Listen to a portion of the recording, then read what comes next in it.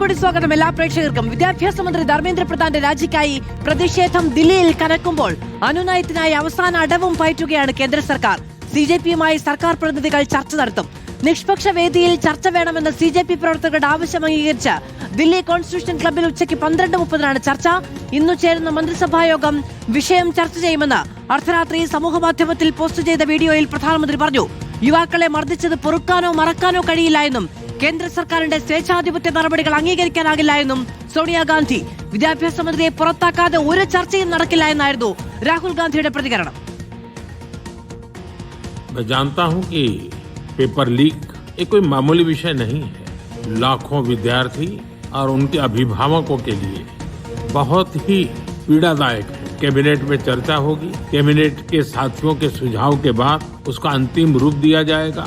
सोमवार से संसद का दूसरा सप्ताह शुरू हो रहा है. तब जल्द से जल्द उस बिल को सदन में पारित कराने का प्रयास किया जाएगा. അതേസമയം സോനം വാങ്ചുക് നിരാഹാര സമരം അവസാനിപ്പിച്ചു.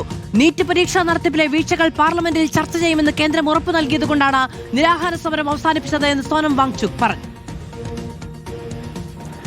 अभी थोड़ी देर पहले केंद्रीय मंत्री जेपी नड्डा साहब और जितेंद्र सिंह साहब यहाँ आए थे और लद्दाख के एपेक्स बॉडी के शीर्ष नेतागण भी यहाँ आए थे.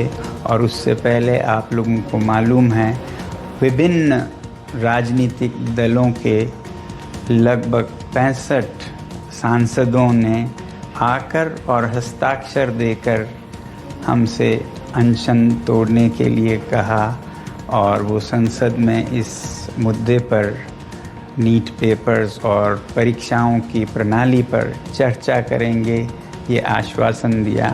और जो सरकार से इस तरफ से मंत्रीगण आए थे उन्होंने भी ये आश्वासन दिया, जिसका कि 2 दिन से हम बहुत ही कड़ा क्या कहेंगे एक तरह का बार्गेन चल रहा था कि मुझे आश्वासन चाहिए और लिखित में चाहिए.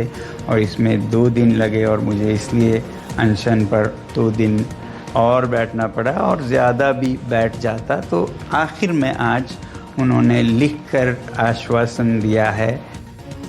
ഇന്ന് രാജ്യവ്യാപക പ്രതിഷേധത്തിന് സിജെപി ആഹ്വാനം ചെയ്തിട്ടുണ്ട്. ജന്തർ മന്ദർ പരിസരത്ത് 1.5 കിലോമീറ്റർ ചുറ്റളവിൽ ഇന്നും ഇന്റർനെറ്റ് നിരോധിച്ചു. 17 മെട്രോ സ്റ്റേഷനുകൾ അടഞ്ഞുകിടക്കുകയാണ്. ധർമ്മേന്ദ്ര പ്രധാന്റെ രാജി ആവശ്യപ്പെട്ട് ഇന്നും പ്രതിപക്ഷം പാർലമെന്റിൽ പ്രതിഷേധിക്കും. പി ആർ സുനിലും നോബൽ മാരിക്കാരനും സജോ ദേവസിയും ആദിൽ പാലോടും മുബഷീർ പി അക്ബറും നമ്മളോടൊപ്പം ചേരുകയാണ്.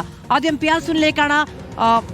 പി ആർ സുനിൽ, നമ്മൾ 4 ദിവസമായി കണ്ടത് പാർലമെന്റ് ചേരുന്നു പിരിയുന്നു എന്ന നിലയ്ക്കാണ്. ആദ്യ സമയം തന്നെ പാർലമെന്റിൽ സ്പീക്കർ വന്ന് കസേരയിൽ ഇരിക്കുന്നതിന് മുൻപ് പ്രതിപക്ഷം പ്രതിഷേധവുമായി രംഗത്തുണ്ട്.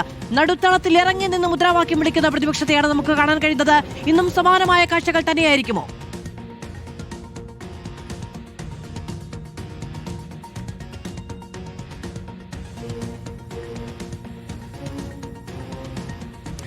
മധു, തീർച്ചയായും ഇന്നും വലിയ പ്രതിഷേധ കാഴ്ചകൾ തന്നെയാണ് പാർലമെന്റിൽ നടക്കാൻ പോകുന്നത്. അല്പസമയത്തിനകം പാർലമെന്റിന് മുന്നിലുള്ള വളപ്പിൽ പ്രതിപക്ഷ പാർട്ടികളുടെ പ്രതിഷേധ ധർണ നടക്കും. അതിനുശേഷം പാർലമെന്റിന്റെ ഇരുസഭകളിലും ഈ വിഷയം ഉന്നയിക്കാനാണ് പ്രതിപക്ഷം തീരുമാനിച്ചിരിക്കുന്നത്. വിദ്യാഭ്യാസ മന്ത്രി ധർമ്മേന്ദ്ര പ്രധാൻ രാജിവെക്കുക, അത് മാത്രമാണ് പ്രതിപക്ഷത്തിന്റെ ഏറ്റവും ശക്തമായ ആവശ്യം.